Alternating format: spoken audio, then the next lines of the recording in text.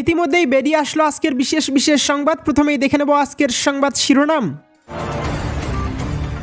প্রায় 63 লক্ষ নাম বাদ, ভাগ্য জুড়ে অন্তত 60 লক্ষের। প্রক্রিয়ার সময় কি বাড়বে, কি বলছে কমিশন? চড়চড়িয়ে বাড়ছে পারদ, ফেব্রুয়ারিতে ঊর্ধ্বমুখী বঙ্গের তাপমাত্রা। জানুন আবহাওয়ার লেটেস্ট আপডেট। অভিষেকের অভিযোগে বড় তথ্য ফাঁস, বিএলওদের চিঠি গেল নির্বাচন কমিশনে। বিগ আপডেট, 26-এ বিজেপি প্রার্থী হচ্ছেন রিঙ্কু মজুমদার। ঘরের ভিতরের খবর ফাঁস করলেন দিলীপ ঘোষ। বিজেপির ঘর ভাঙার ছক, ভোটে তৃণমূলের বিরাট বাজি, দিশেহারা গেরুয়া শিবির। প্রকাশ্যে ইরানে মার্কিন হামলার তারিখ, প্রস্তুত 12টি যুদ্ধজাহাজ ও শতাধিক যুদ্ধবিমান। সংশোধিত নাগরিকত্ব আইনের বৈধতা যাচাই করবে সুপ্রিম কোর্ট, বাতিলের আর্জির শুনানি হবে শীর্ষ আদালতে।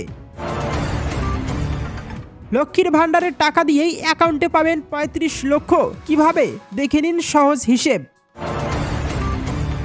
18 বছরের ভিটেতে এবার কোপ, ভোটের মুখে চরম বিপাকে হুমায়ুন কবির, স্ত্রীর নামে এলো আইনি নোটিশ। এতক্ষণ শুনছিলেন সংবাদ শিরোনাম, এবার আসছি বিস্তারিত সংবাদে। তার আগে আপনার কাছে ছোট্ট একটি অনুরোধ, ভিডিওটিতে লাইক দিয়ে আমাদের চ্যানেলে নতুন হয়ে থাকলে অবশ্যই চ্যানেলটিকে সাবস্ক্রাইব করে আমাদের সঙ্গেই থাকুন। এবার আসছি পরবর্তী সংবাদে। আইপ্যাক মামলার শুনানি নিয়ে কি আদৌ সিরিয়াস ইডি? কি বললেন সুকান্ত মজুমদার? জানলে চমকে যাবেন। এদিন সুপ্রিম কোর্টে আইপ্যাক মামলার শুনানি ছিল, কিন্তু সেখানে ইডির কারণে আবার সেই মামলার শুনানি পিছিয়ে গিয়েছে। এর আগের দিন মুখ্যমন্ত্রীর আইনজীবী অসুস্থ থাকার কারণে মামলার শুনানি পিছিয়ে গিয়েছিল। তবে আশা করা হয়েছিল যে এদিন সেই মামলার শুনানি হবে, কিন্তু ইডির পক্ষ থেকে জানানো হয় যে তারা হলফনামা তৈরি করে ফেললেও অফিসিয়াল ফাইল করতে পারেননি, তাই শুনানির দিন পিছিয়ে দেওয়া হোক। ফলে আবার মার্চ মাসের 18 তারিখ এই শুনানির দিন ধার্য করেছে দেশের শীর্ষ আদালত। যে ঘটনার পরিপ্রেক্ষিতে অনেকের মধ্যেই প্রশ্ন ওঠে, ইডি যখন জানে যে এই মামলার শুনানি সঠিকভাবে হলে মুখ্যমন্ত্রী সহ অনেককেই বিপাকে ফেলা যাবে, সেখানে কেন তারা এত টালবাহানা করছে? আদৌ কি তারা এই মামলা নিয়ে সিরিয়াস, নাকি ভেতরে ভেতরে সেটিং হয়ে গিয়েছে? আর এই সমস্ত প্রশ্নের মাঝে এবার ইঙ্গিতপূর্ণ মন্তব্য করলেন কেন্দ্রীয় মন্ত্রী সুকান্ত মজুমদার। আইপ্যাক মামলার শুনানির দিকে গোটা রাজ্যের মানুষের তো বটেই, গোটা দেশের মানুষের নজর রয়েছে। যেভাবে মুখ্যমন্ত্রী মমতা বন্দ্যোপাধ্যায় কেন্দ্রীয় তদন্ত সংস্থার প্রতীক জৈনের বাড়ি এবং অফিসে তল্লাশি চলাকালীন তিনি সেখানে পৌঁছে যান এবং বেশ কিছু নথি নিয়ে আসেন, তারপর প্রত্যেক মহলে প্রশ্ন উঠেছিল কেন মুখ্যমন্ত্রীর বিরুদ্ধে শাস্তিমূলক ব্যবস্থা নেওয়া হবে না। পরবর্তীতে সুপ্রিম কোর্টে চলে যায় কেন্দ্রীয় তদন্তকারী সংস্থা, কিন্তু এদিন যে ঘটনা আদালতে ঘটে গেল তারপর ইডির ভূমিকা নিয়ে বিভিন্ন মহলে প্রশ্ন উঠছে। সকলেই বিরক্ত কেন্দ্রীয় তদন্তকারী সংস্থার ভূমিকা নিয়ে। আর তার মধ্যেই কল্যাণ বন্দ্যোপাধ্যায় আবার দাবি করেছেন কেন্দ্রীয় তদন্তকারী সংস্থা নাকি নিজেই সিরিয়াস নয় এই মামলা নিয়ে, যার ফলে আরও জলঘোলা হয়েছে পরিস্থিতি। আর এই পরিস্থিতিতে এবার গোটা বিষয়ে তাৎপর্যপূর্ণ মন্তব্য করলেন রাজ্য বিজেপির প্রাক্তন সভাপতি। এদিন সাংবাদিকদের মুখোমুখি হন কেন্দ্রীয় মন্ত্রী সুকান্ত মজুমদার। আর সেখানে আইপ্যাক মামলার শুনানি যেভাবে পিছিয়ে গেল তাতে ইডি আদৌ কি সিরিয়াস তা নিয়ে প্রশ্ন করা হয় তাকে। এমনকি কল্যাণ বন্দ্যোপাধ্যায়ের মন্তব্য নিয়েও প্রশ্ন করা হয় সুকান্ত মজুমদারকে। আর সেই ব্যাপারে প্রতিক্রিয়া দিতে গিয়ে তিনি বলেন, কল্যাণ বন্দ্যোপাধ্যায় কি সুপ্রিম কোর্টের অত বড় আইনজীবী যে ওনার বক্তব্য নিয়ে আদৌ কি কথা বলা উচিত? ওনার এলএলবি সার্টিফিকেটটা বাংলার না বিহারের, আগে সেটা বলুক, তারপরে আমরা আলোচনা করব। আর যে মামলা পিছিয়ে যাওয়ার কথা বলছেন, এটাও হতে পারে যে ইডি বেশি সিরিয়াস। আপনারা ভাবুন ইডির প্রশাসনিক স্তরে কি চলছে, সেটা তো আমরা বলতে পারবো না, সেটা ইডি বলতে পারবে। এবার আসছি পরবর্তী সংবাদে। ইরানে হামলার প্রস্তুতি, মধ্যপ্রাচ্যে মার্কিন সামরিক জোরদার, চূড়ান্ত সিদ্ধান্ত ট্রাম্পের হাতে। মার্কিন যুক্তরাষ্ট্র কি ইরানের সামরিক হামলার পথে হাঁটছে? কূটনৈতিক অচলাবস্থার মাঝেই এমন জল্পনা জোরালো হয়েছে। ইরানের বিরুদ্ধে সামরিক অভিযান চালাতে প্রস্তুত রয়েছে মার্কিন সেনাবাহিনী, তবে চূড়ান্ত অনুমোদনের বিষয়ে এখনও সিদ্ধান্ত নেননি প্রেসিডেন্ট ডোনাল্ড ট্রাম্প। হোয়াইট হাউসকে জানানো হয়েছে প্রয়োজনীয় সপ্তাহের শেষ দিকের মধ্যেই অভিযান শুরু করা সম্ভব। তবে একাধিক সূত্রের দাবি, সামরিক পদক্ষেপের সম্ভাব্য লাভ ও ক্ষতি নিয়ে ব্যক্তিগতভাবে খতিয়ে দেখছেন ট্রাম্প। ট্রাম্প উপদেষ্টা ও ঘনিষ্ঠ মিত্রদের সঙ্গে তিনি পরামর্শ করেছেন। বুধবার হোয়াইট হাউসের সিচুয়েশন রুমে জাতীয় নিরাপত্তা বিষয়ক শীর্ষ আধিকারিকদের বৈঠক হয়। একই দিনে ইরানের সঙ্গে পরোক্ষ আলোচনার বিষয়ে বিশেষ দূত স্টিভ উইটকফ ও জামাতা জ্যারেড কুশনার ট্রাম্পকে ব্রিফ করেন। তবে সপ্তাহান্তের আগে চূড়ান্ত সিদ্ধান্ত হবে কিনা তা স্পষ্ট নয়। এর মধ্যে রাজনৈতিক তৎপরতা অব্যাহত রয়েছে। মঙ্গলবার জেনেভাতে ইরান ও যুক্তরাষ্ট্রের প্রতিনিধিদের মধ্যে প্রায় 3.5 ঘন্টা ধরে পরোক্ষ আলোচনা হয়। লিখিত বার্তা আদান প্রদানের মাধ্যমে হওয়া ওই বৈঠকে বড় কোনো অগ্রগতি না মিললেও ইরানের প্রধান আলোচক নির্দেশক নীতির একটি কাঠামোতে সম্মতির কথা জানান। অন্যদিকে এক মার্কিন আধিকারিকের বক্তব্য, এখনও বহু শুষ্ক বিষয় নিয়ে আলোচনা বাকি। হোয়াইট হাউসের প্রেস সচিব ক্যারোলিন লিভিট জানিয়েছেন, আগামী কয়েক সপ্তাহের মধ্যে ইরান তাদের অবস্থান আরও স্পষ্ট করবে বলে আশা করা হচ্ছে। তবে সেই সময়ের মধ্যে সামরিক পদক্ষেপ থেকে বিরত থাকার বিষয়ে প্রেসিডেন্ট কোনো নিশ্চয়তা দিয়েছেন কিনা সে প্রশ্নে তিনি মন্তব্য করতে চাননি। এদিকে মার্কিন বিদেশমন্ত্রী মার্কো রুবিও আগামী 28 ফেব্রুয়ারি ইসরায়েল সফরে যাচ্ছেন। সেখানে তিনি প্রধানমন্ত্রী বেঞ্জামিন নেতানিয়াহুর সঙ্গে বৈঠক করে ইরান আলোচনার সর্বশেষ পরিস্থিতি নিয়ে আলোচনা করবেন বলে জানা গেছে। সামরিক প্রস্তুতির ইঙ্গিত মিলছে নানা সূত্রে। প্রতিবেদনে বলা হয়েছে, একদিনেই 50টিরও বেশি যুদ্ধবিমান মধ্যপ্রাচ্যে মোতায়েন করা হয়েছে। বহরে রয়েছে অত্যাধুনিক F-22 Raptor, F-35 lightning II ও F-16 ফাইটিং ফ্যালকন যুদ্ধবিমান, পাশাপাশি একাধিক এয়ারিয়াল রিফুয়েলিং ট্যাঙ্কার। টানা অভিযান চালানোর মতো প্রস্তুতিরই ইঙ্গিত দিচ্ছে এই মোতায়েন। সামরিক বিমান চলাচল পর্যবেক্ষণকারী বিভিন্ন সামাজিক মাধ্যম অ্যাকাউন্টেও এই গতিবিধির উল্লেখ করা হয়েছে। কূটনীতি ও সামরিক প্রস্তুতির দৈত্যপথে এগোচ্ছে ওয়াশিংটন। এখন নজর প্রেসিডেন্ট ট্রাম্প শেষ পর্যন্ত কোন পথে বেছে নেন। এবার আসছি পরবর্তী সংবাদে। ধর্ম যার যার, রাষ্ট্র সবার। হাসিনা মমতার মন্ত্রে সংখ্যালঘুদের আশ্বাস তারেকের। 1.5 দশক পর বাংলাদেশ শাসনের ভার পেয়েছে বিএনপি। সদ্য প্রধানমন্ত্রী পদে বসেছেন বিএনপির চেয়ারম্যান তারেক রহমান। আর শাসন পদে বসেই প্রধানমন্ত্রী তারেক রহমান দেশবাসী বিশেষত সংখ্যালঘুদের উদ্দেশ্যে দিলেন বার্তা। তারেকের বক্তব্য, নবগঠিত সরকার গঠনের সুযোগ দিতে যারা বিএনপিকে ভোট দিয়েছেন কিংবা দেননি অথবা কাউকেই ভোট দেননি, এই সরকারের প্রতি আপনাদের সবার অধিকার সমান। বিএনপি সরকার বিশ্বাস করে দলমত, ধর্ম, দর্শন যার যার, রাষ্ট্রের সবার। বুধবার রাতে প্রধানমন্ত্রী হিসেবে জাতির উদ্দেশ্যে দেওয়া প্রথম ভাষণে তিনি কথা বলেন। তারেকের এই কথায় অনেকেই শেখ হাসিনা, মমতা বন্দ্যোপাধ্যায়ের ছায়া দেখছেন। তাদের মুখে শোনা গিয়েছিল ধর্ম যার যার, উৎসব সবার। প্রধানমন্ত্রী বলেন, এই দেশে, এই রাষ্ট্রে একজন বাংলাদেশি হিসেবে আপনার, আমার, আমাদের প্রতিটি বাংলাদেশি নাগরিকের অধিকার সমান। দেশের প্রতিটি সাংবিধানিক এবং সরকারি বেসরকারি প্রতিষ্ঠান চলবে বিধিবদ্ধ নীতি নিয়মে। দলীয় কিংবা রাজনৈতিক প্রভাব প্রতিপত্তি অথবা জোর জবরদস্তি নয়। আইনের শাসনই হবে রাষ্ট্র পরিচালনার শেষ কথা। দেশবাসীর উদ্দেশ্যে তারেক রহমানের আরও বক্তব্য, স্বাধীনতা প্রিয় গণতন্ত্রকামী জনগণের কারণেই দেশে আবার মানুষের অধিকার, সম্মান এবং মর্যাদা পুনঃপ্রতিষ্ঠার সুযোগ সৃষ্টি হয়েছে। আমি দেশবাসীর উদ্দেশ্যে একটি বার্তা দিতে চাই। মুসলমান, হিন্দু, বৌদ্ধ, খ্রিস্টান তথা দলমত, ধর্ম, বর্ণ নির্বিশেষে পাহাড়ে কিংবা সমতলে বসবাসকারী এই দেশ আমাদের সবার। প্রতিটি নাগরিকের জন্যই এই দেশকে আমরা একটি নিরাপদ ভূমিতে পরিণত করতে চাই। একটি স্বনির্ভর, নিরাপদ, মানবিক, গণতান্ত্রিক বাংলাদেশ প্রতিষ্ঠাই বিএনপি সরকারের লক্ষ্য। তারেকের বক্তব্য, নবগঠিত সরকার গঠনের সুযোগ দিতে যারা বিএনপিকে ভোট দিয়েছেন কিংবা দেননি অথবা কাউকেই ভোট দেননি, এই সরকারের প্রতি আপনাদের সবার অধিকার সমান। বিএনপি সরকার বিশ্বাস করে দলমত, ধর্ম, দর্শন যার যার, রাষ্ট্র সবার। ভঙ্গুর অর্থনীতি ও অবনতিশীল আইন শৃঙ্খলা পরিস্থিতির মধ্য দিয়ে নতুন সরকারের যাত্রা শুরু হওয়ার কথা উল্লেখ করে তারেক রহমান বলেন, ফ্যাসিবাদের সময়কালে দুর্নীতি, দুঃশাসনের পর্যদস্ত একটি ভঙ্গুর অর্থনীতি, দুর্বল শাসন কাঠামো আর অবনতিশীল আইন শৃঙ্খলা পরিস্থিতির মধ্য দিয়ে নতুন সরকার যাত্রা শুরু করেছে। আইন শৃঙ্খলা পরিস্থিতির উন্নয়ন এবং কঠোরভাবে দমন করা দুর্নীতি নিয়ন্ত্রণের মাধ্যমে জনগণের মনে শান্তি, নিরাপত্তা ফিরিয়ে আনাই হচ্ছে আমাদের সরকারের প্রধান অগ্রাধিকার। সারা দেশে জুয়া এবং মাদকের বিস্তারকেও বর্তমান সরকার আইন শৃঙ্খলা অবনতির অন্যতম কারণ বলে চিহ্নিত করেছে। সুতরাং জুয়া এবং মাদক নিয়ন্ত্রণে আইন শৃঙ্খলা বাহিনী সব রকমভাবে কঠোর পদক্ষেপ গ্রহণ করছে। দেশবাসীকে পবিত্র রমজানের শুভেচ্ছা জানিয়ে প্রধানমন্ত্রীর কথায়, সারা দেশে শুরু হয়েছে পবিত্র মাহে রমজান। আমি দেশবাসীকে পবিত্র মাহে রমজানের শুভেচ্ছা জানাই। রমজান আত্মশুদ্ধির মাস। আপনাদের প্রতি আমার আহ্বান, রমজানের পবিত্রতা রক্ষার স্বার্থে এই মাসটিকে আপনারা ব্যবসায় মুনাফা লাভের মাস হিসেবে পরিণত করবেন না। তারেক রহমান স্মরণ করান, তিনি গত 25 ডিসেম্বর দেশে ফিরে দেশ ও জনগণের উদ্দেশ্যে ঘোষণা করেছিলেন, আই হ্যাভ এ প্ল্যান। তিনি বলেন, জাতীয় নির্বাচনের আগে দেশের বিভিন্ন স্থানে ঘুরে আমার পরিকল্পনার অনেক কিছুই আপনাদের সামনে তুলে ধরেছি। স্বাধীনতার ঘোষকের প্রতিষ্ঠিত দল বিএনপিকে ভোট দিয়ে রাষ্ট্র পরিচালনার দায়িত্ব দিয়েছেন।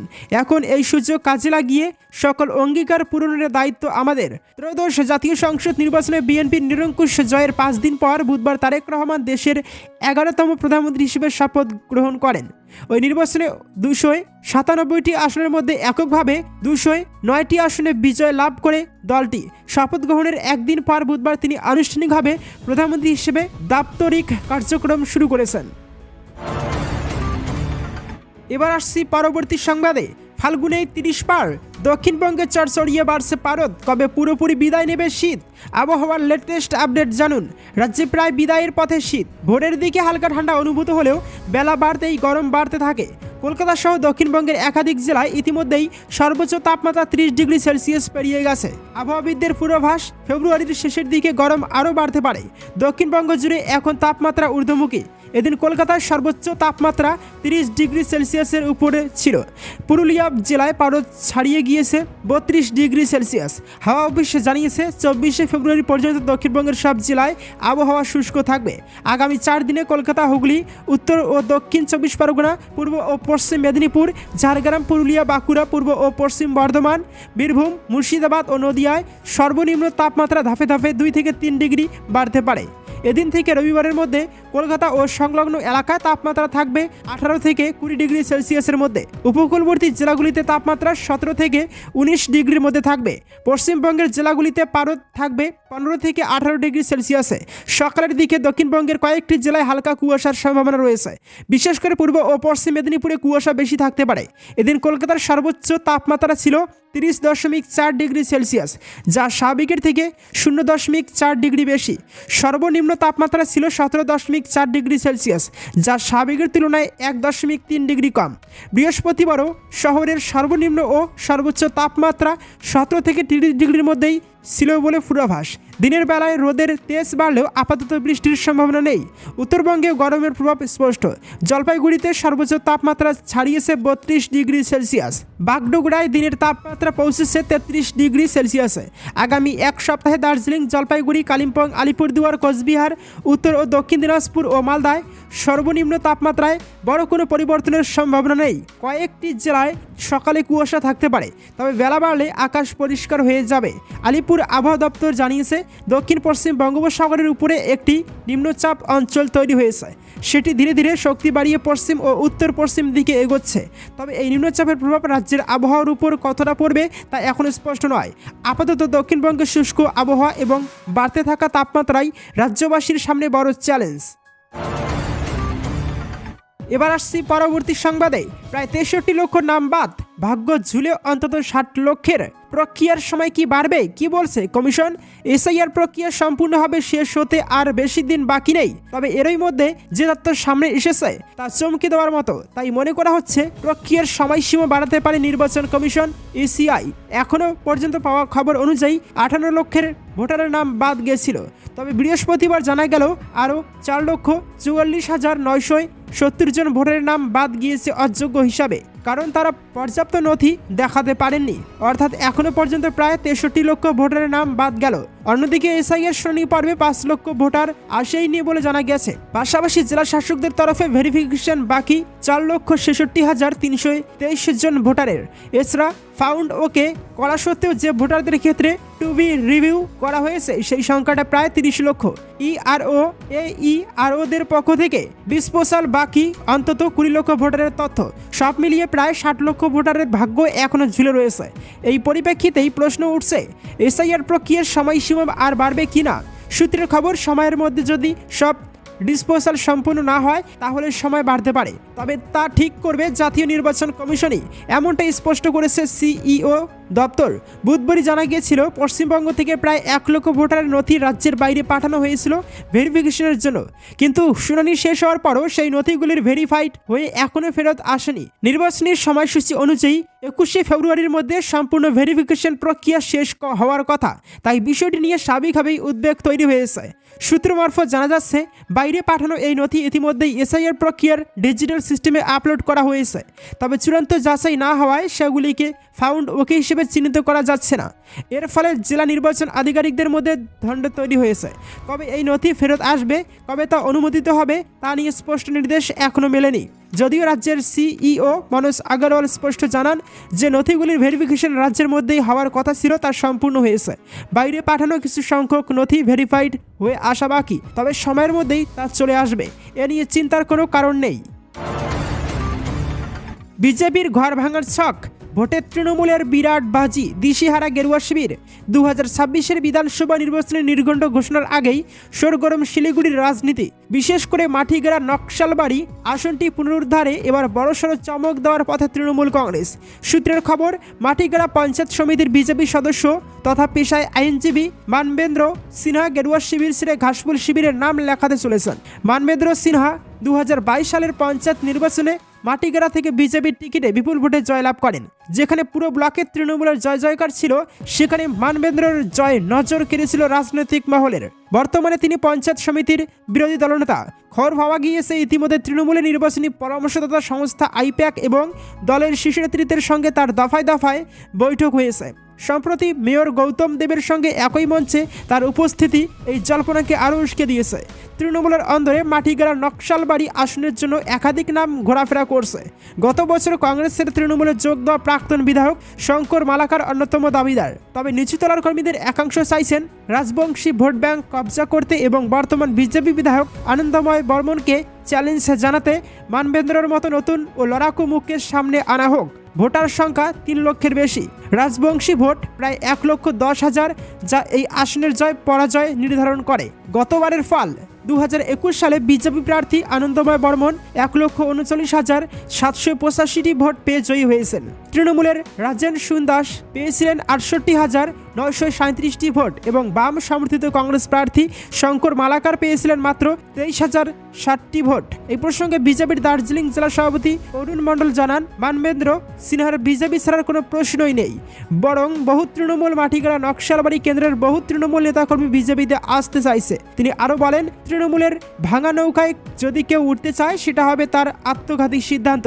মানবেন্দ্র সিনহা অবশ্য তৃণমূলের যোগদানের বিষয়ে কিছু বলতে চাননি। তিনি চান রাজবংশীদের শিক্ষা, স্বাস্থ্য, কর্মসংস্থান সহ সার্বিক উন্নয়ন, আর উন্নয়নের স্বার্থে তিনি যে কোনো সিদ্ধান্ত নিতে প্রস্তুত।